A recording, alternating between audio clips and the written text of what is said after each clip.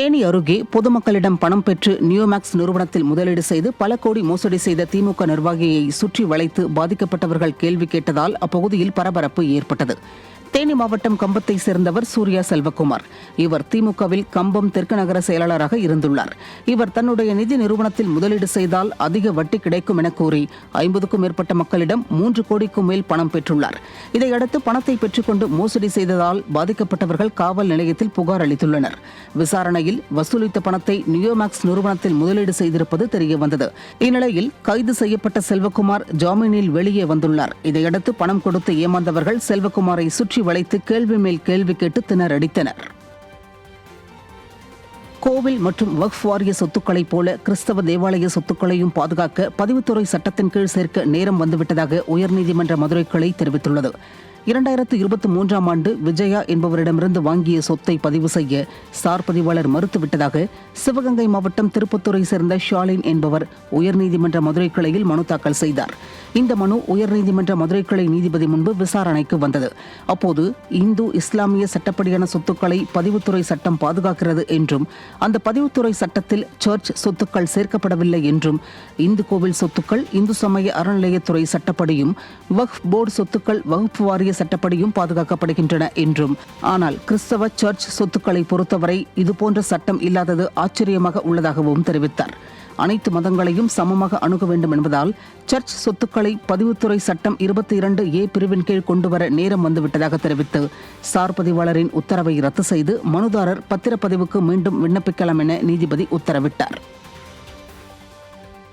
தமிழக அரசு பள்ளிகளில் தனியார் மூலம் நியமனம் செய்யப்பட்டு வரும் கணினி ஆசிரியர்கள் தங்களை அரசே பணி நியமனம் செய்ய வேண்டும் என கண்ணீர் மல்க விடிய அரசுக்கு கோரிக்கை விடுத்துள்ளனர். கெல்ட்ரான் என்ற தனியார் நிறுவனத்திடம் செய்திருக்கும் ஒப்பந்த அடிப்படையில் கணினி ஆசிரியர்களை தமிழக அரசு பணியமர்த்தி வருகிறது. இந்த நிலையில் தங்களையும் அரசே நேரடியாக தேர்வு செய்ய வேண்டும் என கணினி ஆசிரியர்கள் வலியுறுத்துகின்றனர். ஹைடெக் லேப் உதவியாளர்கள் பணியையும் கூட தனியார் மூலம் பணியமர்த்துவது ஏன் என கேட்கும் கணினி ஆசிரியர்கள் 15 வருடங்களாக தங்களது கண்ணீர் காற்றில் கரைந்து போவதாக வேதனை தெரிவித்துள்ளனர். குறைந்த சம்பளமாக இருந்தாலும் கூட அரசு வேலையாக இருக்க வேண்டும் என தெரிவிக்கும் அவர்கள் தமிழக அரசே கணினி ஆசிரியர்களை தேர்வு செய்து பணியமர்த்த வேண்டும் என கோரிக்கை விடுத்துள்ளனர். புரோக்கராக நடித்து தன்னுடைய மனைவியையே பணத்திற்காக திருமணம் செய்ய வைத்து நாடகமாடிய கேரள தம்பதியினரை போலீசார் தேடி வருகின்றனர். தாராபுரம் பாப்பனூத்து பகுதியைச் சேர்ந்த ராதாகிருஷ்ணன் என்பவர் புரோக்கர் மூலம் கேரள பெண்ணை திருமணம் செய்து கொண்டுள்ளார். திருமணத்திற்கு முன்பாக பெண்ணின் வீட்டில் வசதி இல்லாததால் உதவி செய்யுமாறு புரோக்கர் கேட்டதை அடுத்து ராதாகிருஷ்ணன் வீட்டினர் அந்த பெண்ணுக்கு 1.5 சவரன் நகை மற்றும் புரோக்கருக்கு 80,000 ரூபாய் கொடுத்துள்ளனர். பின்னர் கேரள பெண் ராதாகிருஷ்ணனை திருமணம் செய்துவிட்டு பொள்ளாச்சி மருத்துவமனையில் உள்ள தனது தாயாரை பார்த்துவிட்டு வருவதாக கூறிவிட்டு தப்பியோடியுள்ளார். இதையடுத்து நகை பணத்திற்காக திருமணம் செய்திருப்பதும் அந்த பெண்ணின் கணவர்தான் புரோக்கராக செயல்பட்டுள்ளார் என்பதும் தெரிய வந்தது. இந்த நிலையில் இந்த வழக்கில் தொடர்புடைய கேரள பெண்ணையும் புரோக்கராக செயல்பட்ட கணவரையும் போலீசார் தேடி வருகின்றனர். எத்தனை காலம் தான் ஏமாற்றுவார் இந்த நாட்டிலே, இன்னும் எத்தனை காலம் தான் ஏமாற்றுவார் இந்த நாட்டிலே, சொந்த நாட்டிலே நம் நாட்டிலே, இன்னும் எத்தனை காலம் தான் ஏமாற்றுவார் இந்த நாட்டிலே, சொந்த சென்னை அரசு கண் மருத்துவமனையில் அரங்கேறி இருக்கும் அலட்சியத்தை சுகாதாரத்துறை கண்விழித்து பார்க்க வேண்டும் என பொதுமக்கள் வேண்டுகோள் விடுத்துள்ளனர். எழும்பூர் அரசு கண் மருத்துவமனை வளாகத்திற்குள் சிதறி கிடக்கும் காலி மதுபாட்டில்கள் மற்றும் பிளாஸ்டிக் பொருட்களால் சுகாதார சீர்கேடு ஏற்படுவதாக அங்கு வரும் நோயாளிகள் வேதனை தெரிவிக்கின்றனர். மேலும் புதிதாக கட்டப்பட்டுள்ள மருத்துவமனை வளாகத்தில் உள்ள பெண்கள் உள்நோயாளிகள் பிரிவின் அருகே கதவு உடைந்த நிலையில் கேட்பாரற்று உள்ளது. கண் மருத்துவமனையின் அவல நிலையை மாரத்தான் அமைச்சர் கண்விழித்து பார்க்க வேண்டும் என்பதே அனைவரின் எதிர்பார்ப்பாக உள்ளது. கடலூர் மாவட்டம் பன்ருட்டி பகுதியில் பலாப்பழம் விளைச்சல் கடுமையாக பாதிக்கப்பட்டுள்ளதாக விவசாயிகள் வேதனை தெரிவித்துள்ளனர். பன்ருட்டி மற்றும் அதன் சுற்றுவட்டார பகுதிகளில் விளைவிக்கப்படும் பலாப்பழங்கள் மும்பை, ஆந்திரா உள்ளிட்ட பல்வேறு மாநிலங்களுக்கு ஏற்றுமதி செய்யப்படுகிறது. இந்த நிலையில் பருவநிலை மாற்றம், கத்திரி வெயில் மற்றும் கோடை மழை காரணமாக பலாப்பழம் விளைச்சல் கடுமையாக பாதிக்கப்பட்டுள்ளதாக விவசாயிகள் கவலையடைந்துள்ளனர். 500 ரூபாய்க்கு விற்பனை செய்யப்பட்ட பலாப்பழம் தற்போது 200 ரூபாய்க்கு மட்டுமே விற்பனையாவதாக கவலை தெரிவித்த விவசாயிகள் பலாப்பழம் சேமிப்பு கிடங்கு மற்றும் மதிப்பு கூட்டும் வகையில் விற்பனை செய்ய போதிய தொழில் நிறுவனங்களை அறிமுகம் செய்ய வேண்டும் என வலியுறுத்தியுள்ளனர். பருவநிலை மாற்றம் தான். போதியான அளவுக்கு மழை இல்லை. மழை இல்லைனாலும் கடுமையான வெயில் ஆகிடுச்சு. 100 காய் காய்க்கிற இடத்துல 20 காய் 30 காய் தான் மரங்க காய்க்குது. அதனால் விலை அதிகமாக இருக்குது. விலை அதிகமாக இருக்கக்குள்ள வெளியில் டெலிவரி பண்ண முடியல. வெளியில் இங்கேருந்து வெளிநாட்டுக்கெலாம் ஏற்றுமதி பண்ணக்குள்ள ரேட்டு அதிகமாக போவதால் யாரும் இதை அந்த அளவுக்கு ரேட்டு போட்டு இதை வாங்கி சாப்பிட்ணுமா அப்படின்ற ரேட்டு அதிகமாக போவதால் இது வெளியில் அதிக செலவு வாடகை அதெல்லாம் போக இதில் வந்து ரொம்ப இதாகுது. விலை விலை கொஞ்சம் கூடுதல் விற்குது 2 வருஷமாக. ஆனால் ரொம்ப மாசல் கம்மியாக இருக்குது. இதை வந்து கொஞ்சம் மாசல் கூட்டி வர்றதுக்கும் மற்றதுக்கும் கொஞ்சம் கவர்மெண்ட் கொஞ்சம் எங்களுக்கு ஆவணம் செஞ்சு கொடுக்கணும். எப்படி கொடுக்கணும்னா அவங்களே கொள்முதல் பண்ண முடியாது. இதை பெரிய கம்பெனிக்காரங்களை கொண்டு வந்து எங்கள் ஜூஸ் தயாரிக்கிறதுக்கோ மதிப்பு கூட்டி செய்யறதுக்கோ செஞ்சு கொடுத்து எங்களுக்கு ஒரு வாழ்வாதாரத்தை மேம்படுத்தி கொடுத்தாங்கன்னா ரொம்ப நன்றியாக இருக்கும் கவர்மெண்ட்டுக்கு. மழை காரணமாக மழை அதிகமாக பெய்யாததுனால எங்களுக்கு இந்த தடவை விளைச்சல் கம்மி தான் சார் எங்களுக்கு. ஆனால் இருந்தாலும் மழை பெய்யாமல் எங்களுக்கு ரொம்ப காயெல்லாம் டேமேஜ் ஆகி ரொம்ப எங்களுக்கு வாழ்வாதாரமே ரொம்ப இதாக எளிமையாக இருக்குது சார் எங்களுக்கு.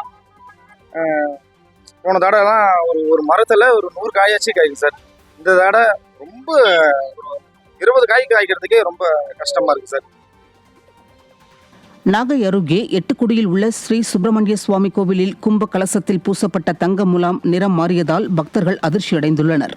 திருக்குவளை தாலுகாவில் உள்ள எட்டுக்குடி ஸ்ரீ சுப்பிரமணிய சுவாமி கோவிலில் கடந்த ஆண்டு இந்து சமய அறநிலையத்துறை சார்பில் கும்பாபிஷேகம் நடைபெற்றது.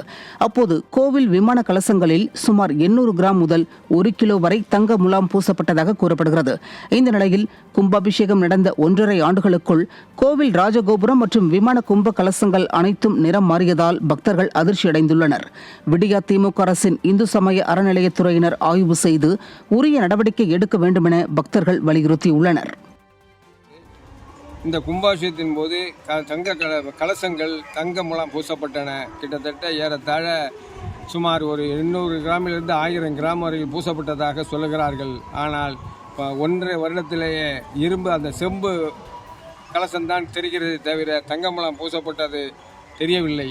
அதனால் மயிலாடுதுறையில் பைக் ரேஸில் ஈடுபடுவதற்காக அதிக ஒலி எழுப்பும் சைலன்சரை பொருத்திய 20க்கும் மேற்பட்ட இருசக்கர வாகனங்களை போலீசார் பறிமுதல் செய்தனர். மயிலாடுதுறை நகரில் உள்ள மெக்கானிக் பட்டறையில் 50க்கும் மேற்பட்ட இளைஞர்கள் கூடியிருப்பதாக கிடைத்த தகவலை அடுத்து அப்பகுதிக்கு சென்ற காவல்துறையினர் இருசக்கர வாகனம் அருகே கேக் வெட்டி பட்டாசுகளை வெடித்துக் கொண்டிருந்த இளைஞர்களை காவல் நிலையம் அழைத்து சென்று விசாரணை மேற்கொண்டனர். அதில் பைக் ரேஸில் ஈடுபடுவதற்காக அதிக ஒலி எழுப்பும் சைலன்சரை தங்களது இருசக்கர வாகனங்களில் பொருத்தியது தெரியவந்தது. இதனை அடுத்து அவர்களது இருசக்கர வாகனங்களையும் ஒரு காரையும் பறிமுதல் செய்த போலீசார் இளைஞர்களை எச்சரித்து அனுப்பினர். திருவண்ணாமலை அருகே மர்ம நோயால் 10க்கும் மேற்பட்ட மாடுகள் உயிரிழந்த நிலையில் அந்த நோய் மனிதர்களையும் தாக்கும் என ஒலிபெருக்கி மூலம் தெரிவிக்கப்பட்டதால் மக்கள் அச்சமடைந்துள்ளனர். வந்தவாசி அடுத்த பொன்னூர் கிராமத்தில் கடந்த சில நாட்களாக மாடுகள் தொடர்ந்து உயிரிழந்து வந்த நிலையில் காட்டுப்பன்றிகளை வேட்டையாடுவதற்கு வைக்கப்படும் வெடி மருந்துகளை சாப்பிடுவதால் மாடுகள் உயிரிழப்பதாக கிராம மக்கள் குற்றம் சாட்டி வந்தனர். இந்த நிலையில் மாடுகளுக்கு ஆந்த்ராக்ஸ் என்ற நோய் தாக்கியுள்ளதாகவும் இது மனிதர்களையும் தாக்கும் அபாயம் உள்ளதாகவும் ஊராட்சி நிர்வாகம் சார்பில் ஒலிபெருக்கி மூலம் அறிவித்துள்ளதால் அப்பகுதி மக்கள் அச்சமடைந்துள்ளனர். இது தொடர்பாக விடியா திமுக அரசு உரிய நடவடிக்கை எடுக்க வேண்டும் என கிராம மக்கள் வலியுறுத்தியுள்ளனர். நமது கிராமத்தில் மாடுகள் மற்றும் ஆடுகள் கொடிய வைரஸ் நோய் தாக்கியுள்ளது. இதனை உடனடியாக கட்டுப்படுத்த கால்நடை மருத்துவமனையில் தடுப்பூசி போடப்படுகிறது. அதனால் தங்கள் ஆடு மாடுகளுக்கு தடுப்பூசி போட்டுக்கொள்ளுமாறு கேட்டுக்கொள்கிறோம். காட்டில் வெடி மருந்து வச்சு பன்னிகளும் மான்களும் வேட்டையாடப்படுகிறது. அதில் சிதற மருந்துகளை இந்த ஆடு மாடுகள் சாப்பிட்டு திடீர்னு இறந்து போகுது. அதுதான் எங்களுக்கு இது தெரியுது. இது டாக்டருக்கு கால்நடை துறைக்கு முன்னாடி நாங்கள் கொண்டு போகும்போது மர்மமான நோயின்னு சொல்லிடுறாங்க. அது மேலே எங்களுக்கு நம்பிக்கை சுத்தமாக கிடையாது.